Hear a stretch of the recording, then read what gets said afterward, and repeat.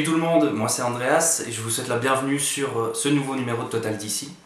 Alors on tient à s'excuser parce qu'on devait sortir une vidéo bonus fin mars. La vidéo en question c'était une critique de Batman versus Superman, mais à cause d'un petit problème technique, on n'a pas pu la diffuser, donc on s'excuse.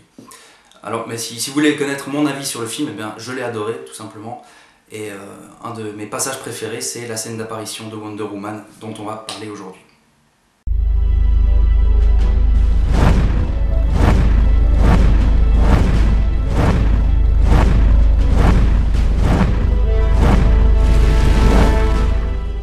Pour aborder l'histoire de la princesse Amazon, je vais vous parler de sa création, ses origines, ses pouvoirs et ses ennemis.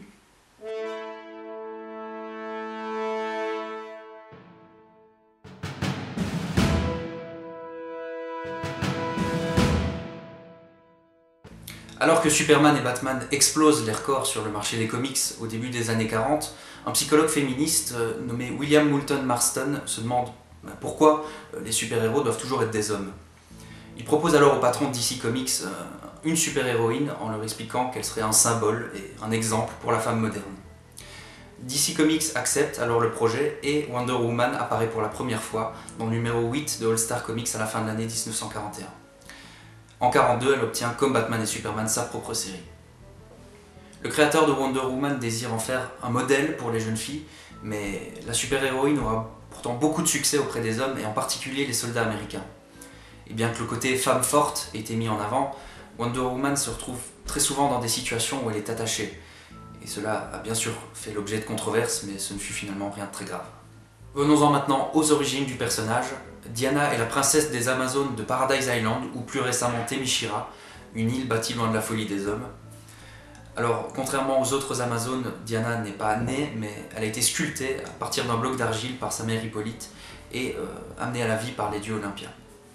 Bien des années plus tard, alors que Diana est désormais une jeune adulte, elle fait la rencontre de Steve Trevor, un jeune pilote américain dont l'avion s'est écrasé sur Themyscira. La jeune Amazone tombe sous le charme du beau pilote et décide de se porter volontaire pour le raccompagner en Amérique. Sa mère refuse et décide d'organiser des jeux pour savoir qui aura la chance ou la malchance de raccompagner Steve dans le monde des hommes. Diana se fait passer pour une autre, gagne chaque épreuve et finit par avoir l'approbation de sa mère, et s'envole dans son jet invisible avec Steve Trevor vers l'Amérique. Ah, ce fameux jet invisible, on en reparlera. Bref, depuis 2011 et la collection New 52 ou DC Renaissance en français, Diana est tout simplement la fille de Zeus et Hippolyte, ce qui fait d'elle une demi-déesse.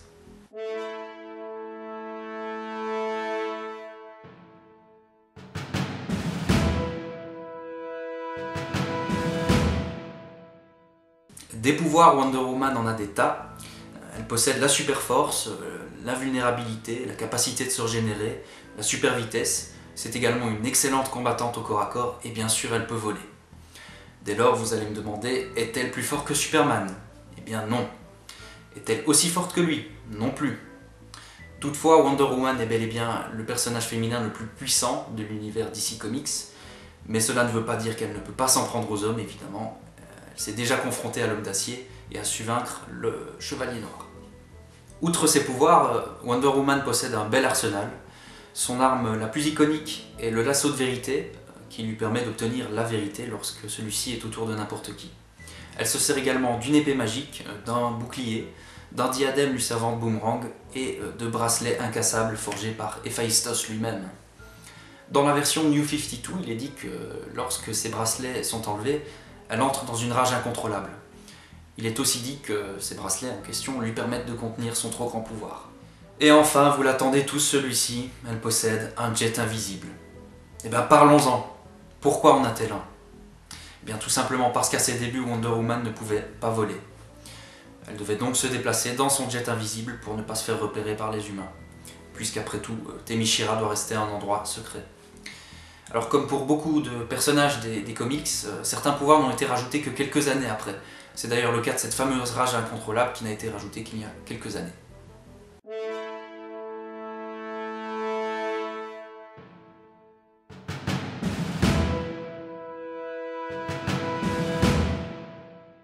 Il n'y a pas que Batman et Superman qui ont des ennemis super balèzes, Wonder Woman en a également, et la plupart sont issus de son entourage.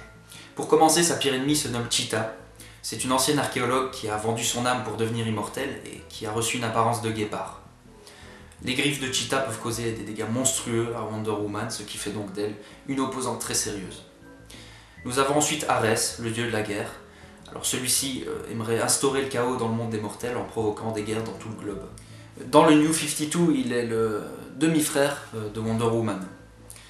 Alors, petite parenthèse, j'ai souvent dit New 52 aujourd'hui, je vous informe que j'en reparlerai dans le numéro consacré à Flash. Parenthèse fermée, revenons-en aux ennemis. Après Ares, nous avons Hadès, le dieu des enfers, et celui-ci n'affronte la princesse Amazone que lorsqu'elle vient s'aventurer sur son territoire. Vient ensuite le tour de Circé, une sorcière maléfique qui prend malin plaisir à manipuler les gens ou à les transformer. C'est selon son bon plaisir. Et pour finir, nous avons Méduse, une monstresse à la chevelure serpentée qui peut changer en pierre ceux qui oseront la regarder. Voilà, c'est tout pour ce 4e numéro de Total DC. J'espère qu'il vous a plu. Et si c'est le cas, n'hésitez pas à aller aimer notre page Facebook, le lien se trouve dans la description. Et comme d'habitude, c'est l'heure des petites recommandations. Wonder Woman, tome 1. Superman et Wonder Woman, tome 1. Wonder Woman Anthologie et Wonder Woman déesse de la guerre. Et si vous préférez les supports audiovisuels, je vous conseille alors de regarder le film animé Wonder Woman, Justice League War et Batman vs Superman, l'aube de la justice. Pour le peu qu'on voit d'elle, c'est déjà excellent. Au prochain numéro, Emmanuel vous parlera avec amour d'un de ses super-héros préférés, à savoir Shazam. À la prochaine!